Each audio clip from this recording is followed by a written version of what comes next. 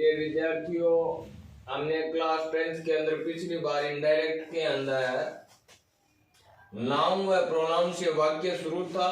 Inverted comma से बाहर past tense, जिसमें हमने सब्जेक्ट को ज्यों का त्यों, सेड टू को टोल्ड में बदला, ऑब्जेक्ट को ज्यों का त्यों और हमने कंजंक्शन लगाया दैट। फिर नाउन प्रोनाउन को बदलने के लिए हमारे पास में जो सूत्र है वो है सन बटा 123। फर्स्ट पर्सन में आई वी आता है, सेकंड में यू आता है, थर्ड में ही सी इट दे या नेम।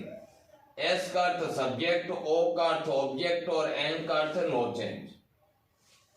इसके आधार पर हमने नाउन प्रोनाउन को सन बटा 123 के आधार पर और हेल्पिंग वर्ब को टेंस के आधार पर बदल कर, क्योंकि पास्ट टेंस होने पर हमने टेंस को बदला। लेकिन आज जो हम पढ़ेंगे वो है इनडायरेक्ट का इंटेरोगेटिव। इंटेरोगेटिव भी दो प्रकार से आएगा, प्रश्नवाचक पढ़ेंगे आज। इंटेरोगेटिव एक हेल्पिंग वर्ब से शुरू होगा, एक WH वर्ड से शुरू होगा। इंटेरोगेटिव में पहले हम फॉर्मेट पढ़ते हैं, ये डायरेक्ट का है। यहाँ कॉमा, इनवर्टेड कॉमा शुरू। अब वाक्य आपका हेल्पिंग वर्ब से शुरू होगा। हेल्पिंग वर्ब के बाद में यहाँ पर हमें नाउन व प्रोनाउन दिया हुआ होगा। इसके बाद में आपको मेन वर्ब होगी। इसके बाद में शेष वाक्य, अंत में प्रश्नवाचक चिन्ह और इनवर्टेड कॉमा वन।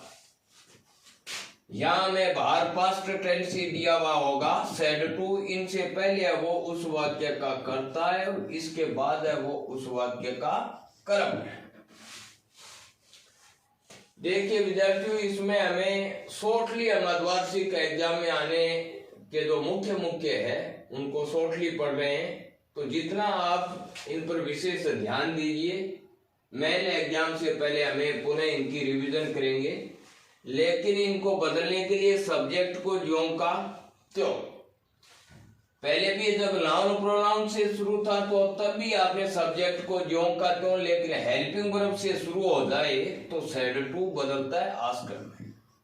और पहले जब नाउन प्रोनाउन से वाक्य शुरू था उस समय हमने सेड टू को बदला टोल्ड में, ऑब्जेक्ट को ज्यों का त्यों। अब यहाँ पर कंजंक्शन पहले आपने दैट लगाया, लेकिन अब कंजंक्शन आएगा इफ। इसके बाद का रूल देखिए आप, ये जो नाउन प्रोनाउन है, इस नाउन प्रोनाउन को सन बटा 123 के आधार पर बदलकर हम लाएंगे हेल्पिंग वर्ब की जगह, और हेल्पिंग वर्ब को टेंस के आधार पर बदलकर ले जाएंगे नाउन प्रोनाउन की जगह।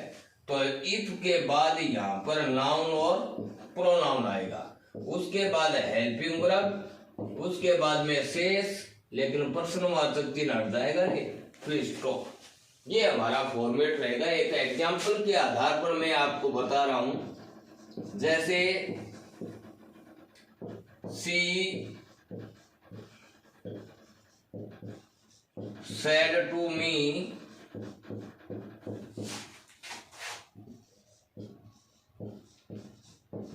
आर यू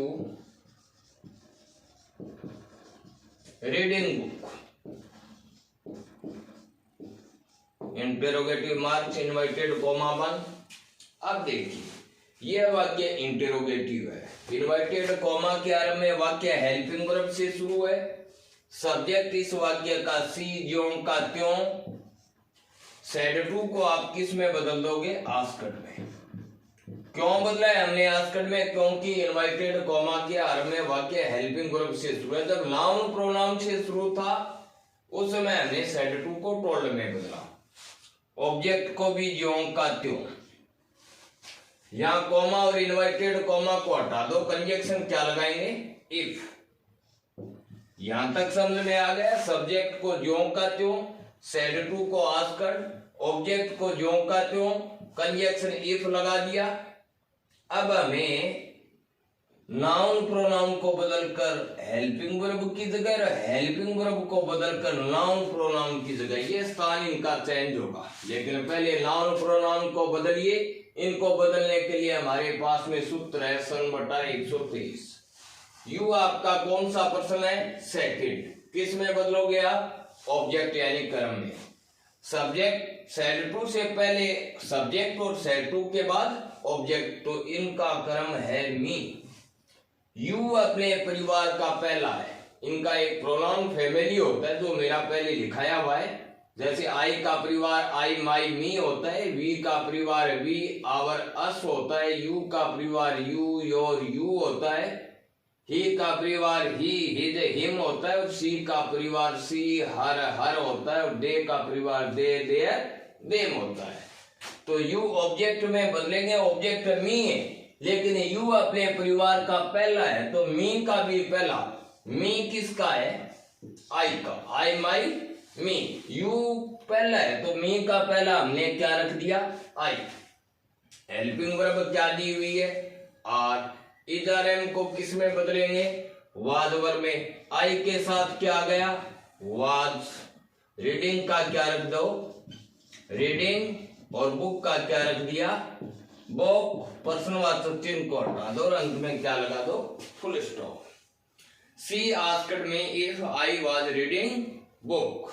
एक और समझिए आप, क्योंकि हमने टेंस चेंज के अंदर जो हमने सारणी बनाई उसमें दिया था कि वर्ब के साथ एस या वर्ब की फर्स्ट फॉर्म है तो वर्ब की सेकंड फॉर्म में बदलेंगे। डू डज अकेला है तो डू डज को हटाएंगे और वर्ब की सेकंड फॉर्म आएगी। तो एग्जाम की दृष्टि से वो सेंटेंस भी मोस्ट है। जैसे हमें वाक्य दिया ही said to her do you play cricket,